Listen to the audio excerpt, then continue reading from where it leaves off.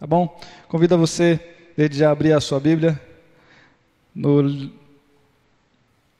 profeta Jeremias, no capítulo 18. Apenas os 6 primeiros versículos, que diz assim: Esta é a palavra que veio a Jeremias da parte do Senhor. Vá à casa do oleiro, e ali você ouvirá a minha mensagem. Então fui à casa do oleiro e o vi trabalhando com a roda. Mas o vaso de barro que ele estava formando estragou-se em suas mãos. E ele o refez, moldando outro vaso de acordo com a sua vontade. Então o Senhor dirigiu-me a palavra: Ó comunidade de Israel, será que eu não posso agir com vocês como fez o oleiro? Pergunta o Senhor. Como vaso nas mãos do oleiro, assim são vocês nas minhas mãos, ó comunidade de Israel. Louvado seja Deus. Queridos, Deus ele sempre usou situações ou coisas do cotidiano para falar ao homem. Desde o início, em toda a história, Deus ele sempre buscou situações para comunicar o homem a sua vontade, desde o jardim do Éden.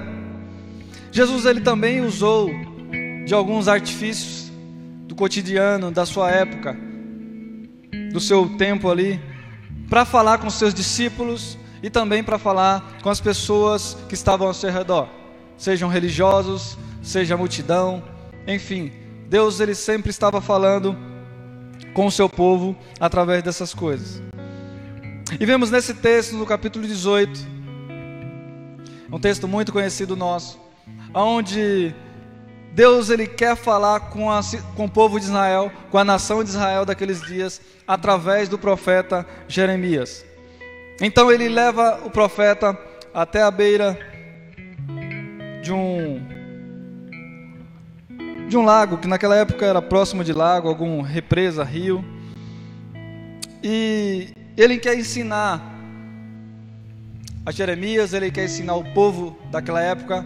Isso é aplicável aos nossos dias hoje, que Deus ele tem um propósito para com o seu povo.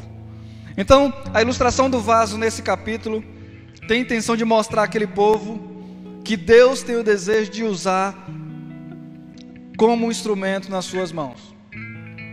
Então nesse capítulo 18 específico, Deus ele fala: olha, eu quero utilizar o meu povo como ferramenta nas minhas mãos.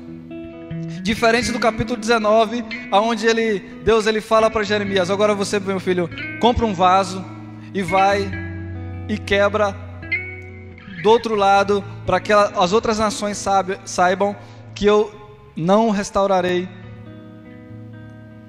que eu não consertarei a vida deles. Mas nesse versículo, nesse capítulo 18, a palavra é para mim e para você nessa noite. Deus deseja que nós sejamos um vaso em suas mãos, de acordo com a sua soberana vontade. Muitas pessoas desejam ser usadas por Deus, desejam fazer a vontade de Deus, mas elas de alguma forma, elas rejeitam a ideia de que precisa passar pelo processo. E aí o processo é necessário. Assim como o processo de um vaso, ele tem as suas etapas, e vamos falar um pouco sobre isso nessa noite. Nós também temos processos para passar, para que sejamos usados por Deus. Deus ele quer nos usar, irmãos, mesmo diante de toda essa dificuldade que estamos vivendo, mesmo diante de toda essa pandemia, toda essa praga que estamos vivendo. Deus ele deseja usar a minha vida e a tua vida como um vaso nas suas mãos. Mas existem etapas. E a primeira etapa que vamos falar um pouco nessa noite é a mudança da terra para o barro. Porque naquela época, geralmente, a casa do oleiro ficava perto de alguma coisa que tinha água. Porque é necessário misturar terra com água. Essa é a fase da conversão, de nascer de novo. Infelizmente percebemos muitas pessoas querendo servir a Deus, trabalhar para Deus, mas nunca tiveram uma experiência real com Deus, nunca nasceram de novo. Tem até o temor a Deus, tem característica de ovelha, da paz do Senhor,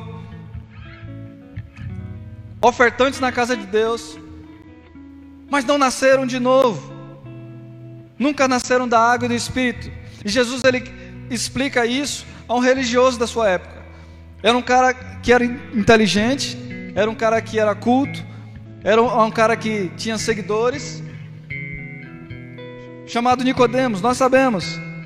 E Jesus, ele diz em João capítulo 3, ele vai dizer: olha, Nicodemos, é o seguinte, ninguém pode ver o reino de Deus se não nascer de novo.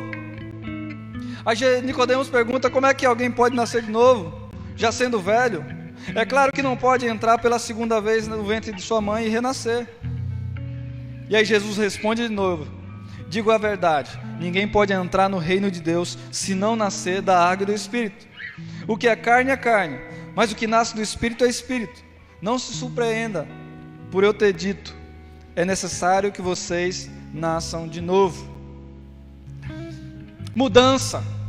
A mudança é imprescindível, é necessária. Essa fase é de apertar o barro, e é doloroso. Quantas transformações que acontecem quando a gente entrega a nossa vida para Jesus, mas faz parte do oleiro. Você se lembra do momento que você entregou sua vida para Jesus, os primeiros dias, como tudo era novo? É o processo de mudança, e é necessário. Eu lembrei de uma história aqui, que uma vez o pastor, ele percebeu que um irmãozinho da igreja era carinhoso, orava fluentemente, e aqui ele fala para aquele rapaz: olha, você tem chamado, você pode ser um pastor.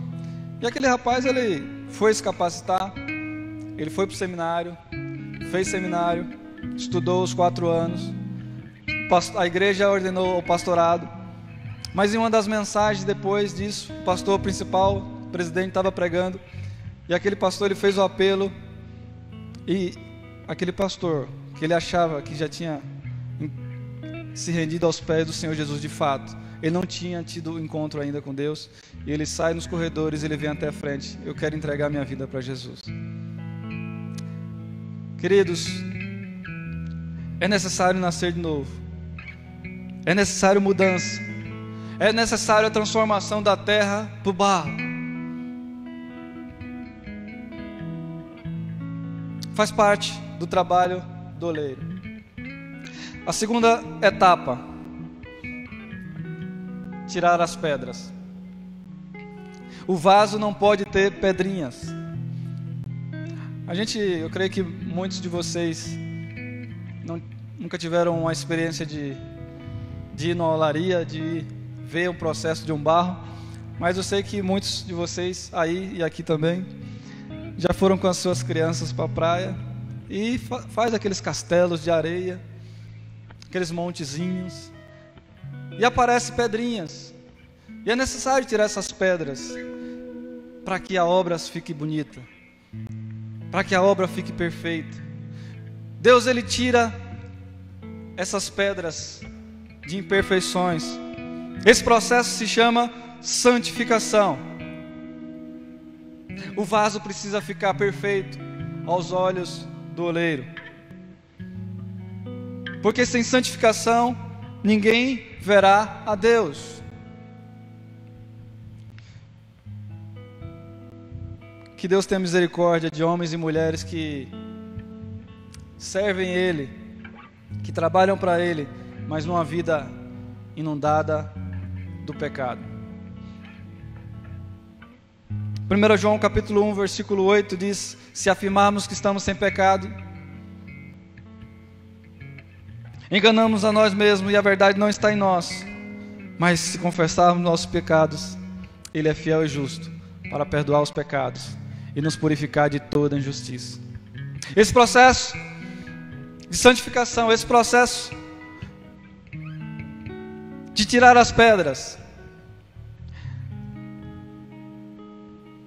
é de dupla via. É Deus que faz, mas nós também temos a nossa ação. Muitas vezes as pessoas falam: Senhor, me santifica, eu quero ser santo, e espera de lá de cima que esse processo venha. Não, é de parceria, é onde nós vamos sendo santificados, nós buscamos a santificação e Deus, Ele nos santifica. Por isso que a glória sempre vai ser do oleiro. Terceira etapa: passar pelo fogo. Todo vaso bonito que vocês veem na igreja, nas igrejas, que vocês veem em casamentos, que vocês veem em prateleiras, eles já passaram pelo fogo, porque é necessário. Todo vaso passa pelo fogo. As lutas, as perseguições, elas fazem parte do processo também. É claro que ninguém gosta, e a gente pede para Deus: Senhor, me livra disso aí, dessa situação. Está dolorido, é muita prova. Mas, irmãos, não existe vida cristã sem problemas. Jesus, Ele já tinha nos dado a dica: olha, vocês terão aflições, mas tenham bom ânimo, mas se animem, porque eu venci o mundo. Mas você precisa passar pela prova do fogo.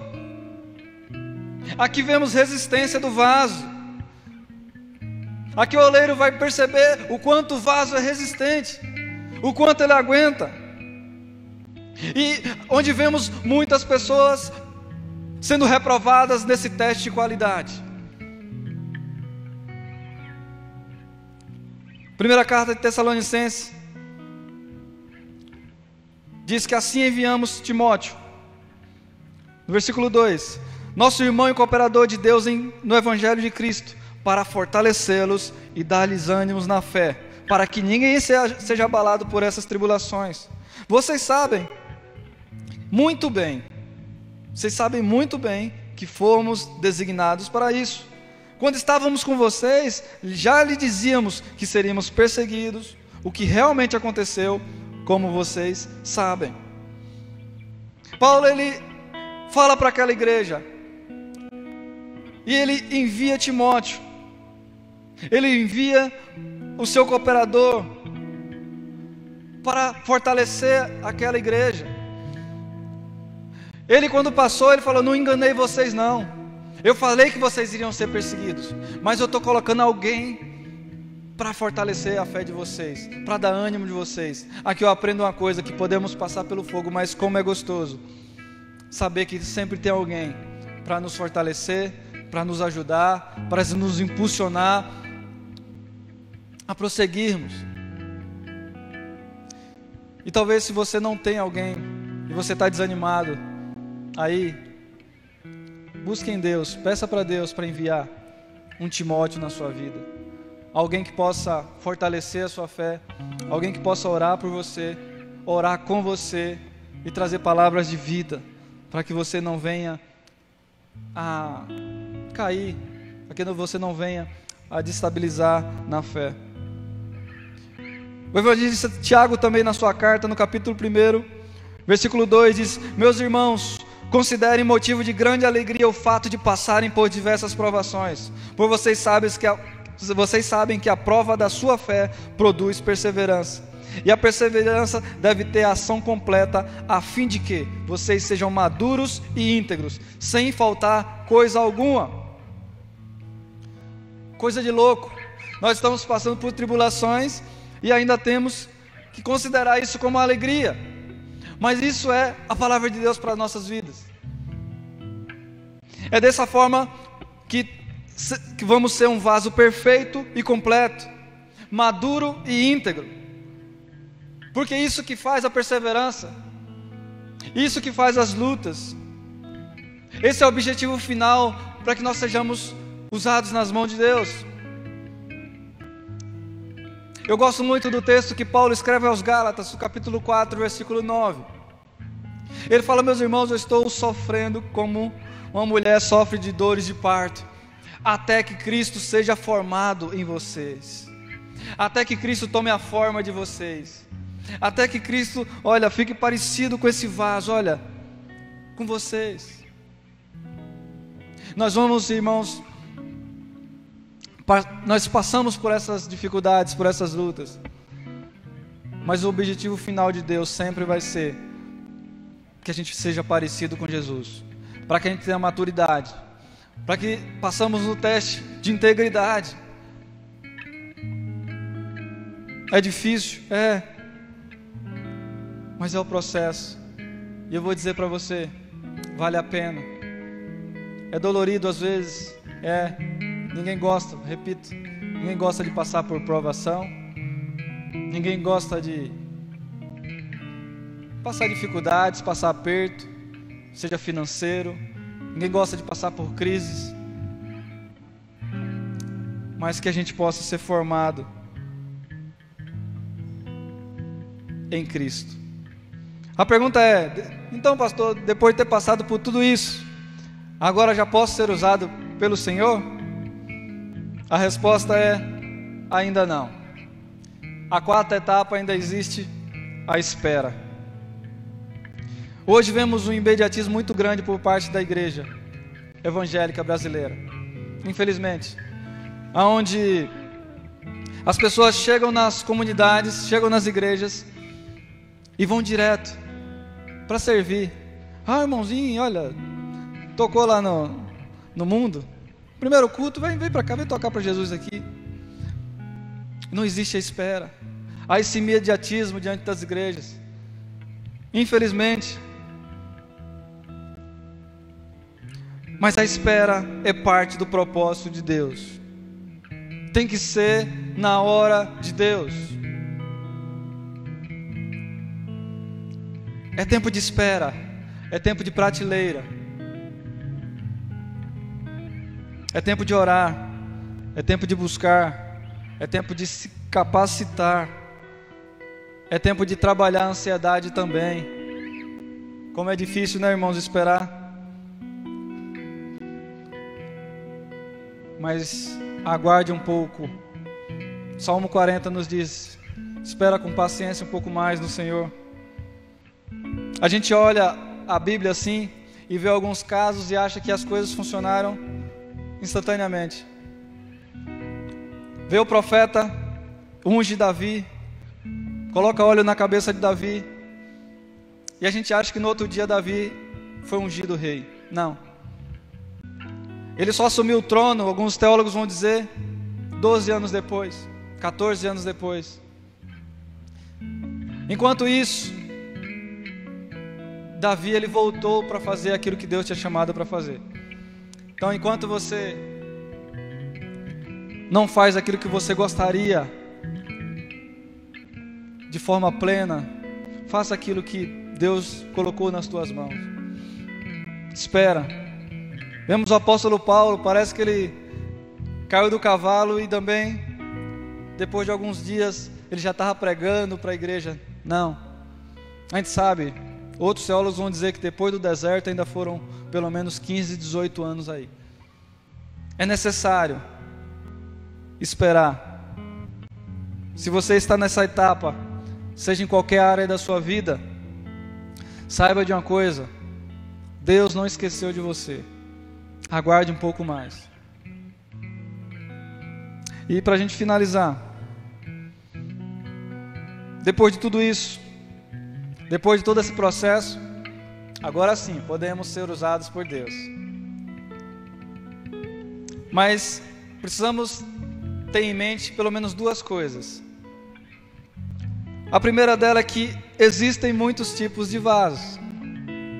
Existe vaso de centro, vaso de canto, vaso pintado, vaso comum, vaso pequeno, vaso grande, vaso médio. E não é o vaso que decide onde ele vai ser usado, onde ele quer ser usado. Como tem gente decidindo o que eles querem fazer. E pior, tem pessoas fazendo coisas em lugares onde Deus nunca colocou. Deus nunca colocou a pessoa ali, mas ela está ali. Eu já vi tantas pessoas fora do propósito de Deus. Falei, o que é que aquela pessoa está fazendo ali? O que aquela pessoa está fazendo naquele país? Eu preciso ter humildade, irmãos, de me colocar no lugar onde Deus deseja que eu esteja. Eu já quis várias coisas logo depois da minha conversão fazer. Eu queria ser um missionário em um país transcultural, em Janela 1040. Eu já quis fazer parte do louvor, muitas vezes eu fiz aula de violão, de teclado, de bateria.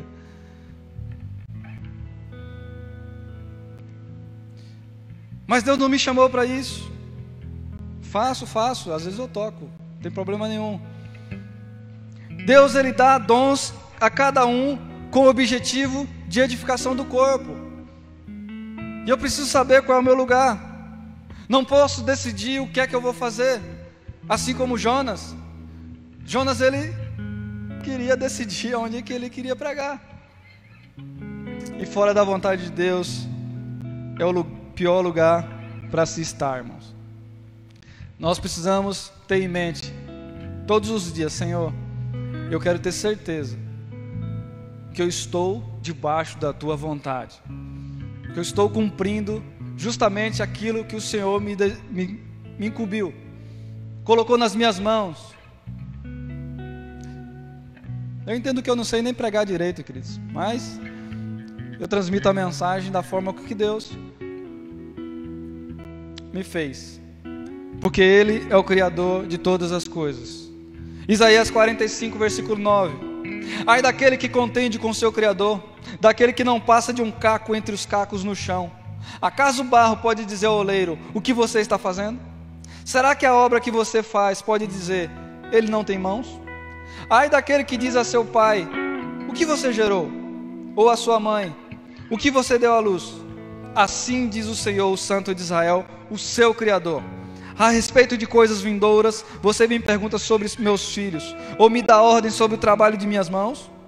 Fui eu que fiz a terra, e nela criei a humanidade. Minhas próprias mãos estenderam os céus. Eu dispus o seu exército de estrelas. Deus é o Criador e nós criaturas. E devemos nos colocar em nosso lugar. Devemos saber aonde estamos, o que estamos fazendo.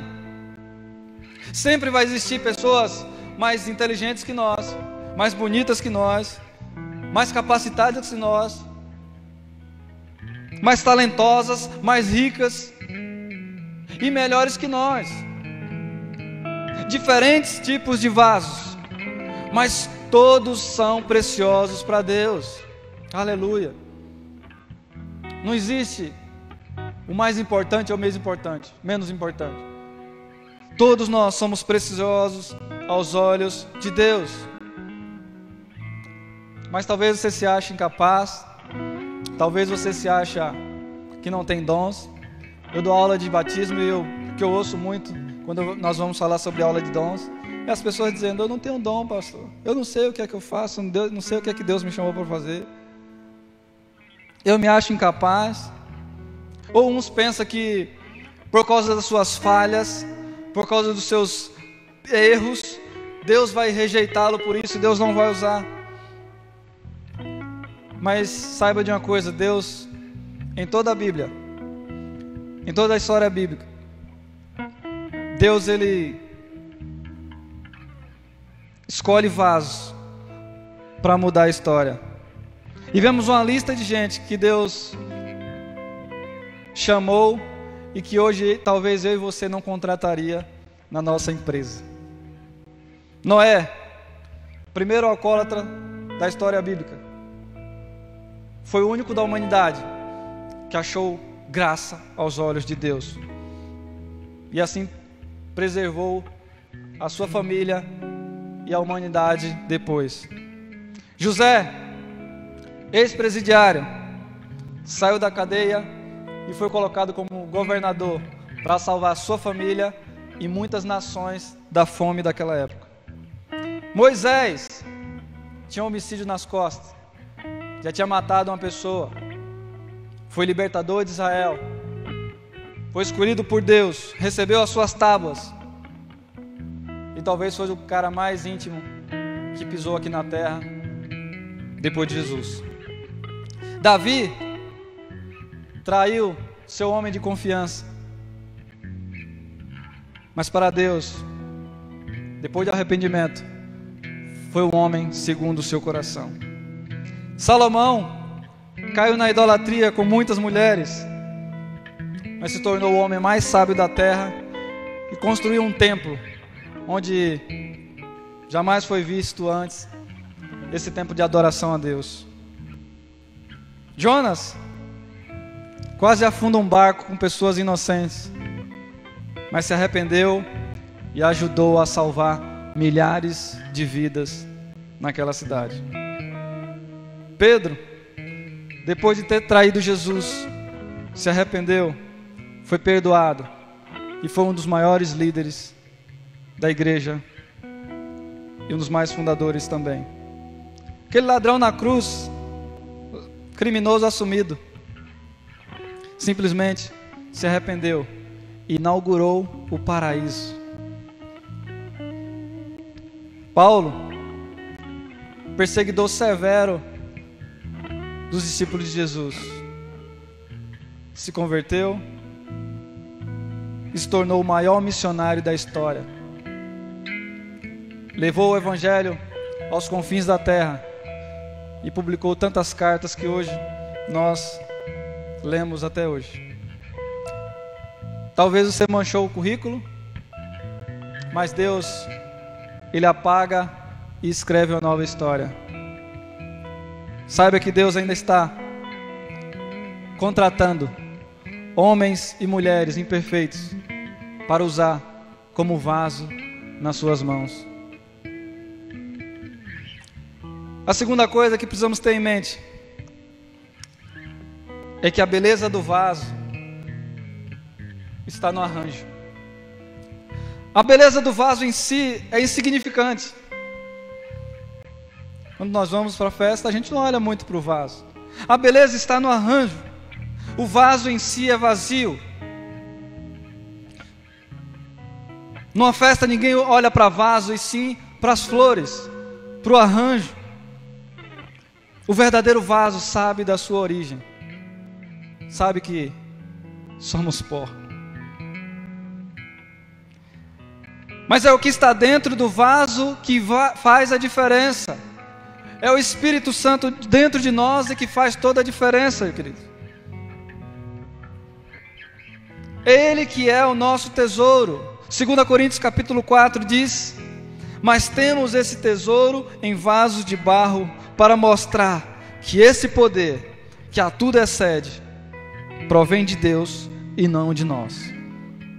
Quando temos em mente isso, que quando somos usados por Deus, tanto aqui, tanto no louvor, tanto nos bastidores, tanto na escola bíblica dominical, quanto nos ministérios de célula, a gente sabe que por nós mesmos a gente não é nada, mas a beleza está naquilo que está dentro de nós. É o Espírito Santo dentro de nós. Queridos, eu nunca imaginei estar aqui falando para vocês da onde eu saí, de onde eu vim, aquilo que eu era. Não conseguia nem falar para minha sombra que eu tinha vergonha. Para estar aqui hoje falando com você nessa noite, é para dizer que não é de mim também. Não é sobre nós, é sobre Ele. É o Espírito Santo de Deus em nós que faz isso. Se você deseja ser um vaso nas mãos do Senhor, já passou pelo processo, se dispõe a ser usado por Deus, Se você deseja ser mais usado ainda, tenha esses requisitos em mente. Não é por você, não é por sua força. É algo que tem dentro de você, que é de valor. O tesouro que habita dentro de você é o próprio Deus dentro de você, usando você para a glória dele mesmo. Que seja assim na minha vida e na tua vida. Eu quero orar nesse momento. Que você, onde você está aí, eu sei que Deus falou o seu coração. Que você possa buscar em Deus, buscar no oleiro. Ele que te fez, Ele que te criou, Ele sabe da forma com que deve usar a sua vida. Esteja disponível. Não seja resistente, não. Não seja resistente, não. Deixe Ele quebrar. Tem coisas na nossa vida que precisam ser consertadas, precisam ser quebradas, para Ele fazer de novo. Não seja resistente, não. Amolece teu coração. Ele quer te usar. Talvez você foi usado por Deus tantas vezes e hoje está estagnado, está parado. De alguma forma Ele quer e Ele deseja te usar nas mãos dele mesmo. Jesus, nós queremos ser, Pai, um vaso usado nas tuas mãos. Assim como diz a canção, se for necessário, quebra as nossas vidas e faz de novo. Assim como o Senhor fez ali, ilustrando para Jeremias, e hoje serve para nós também. Abençoa-nos, ó Pai. Nos dá a tua bênção. Vivifica os nossos corações. Deus, perdoa os nossos pecados, tira os pecados que têm atrapalhado o crescimento, a forma. Oh Deus, molda-nos conforme o teu querer, conforme a tua vontade, no nome de Jesus. No nome de Jesus. No nome de Jesus. Amém e amém.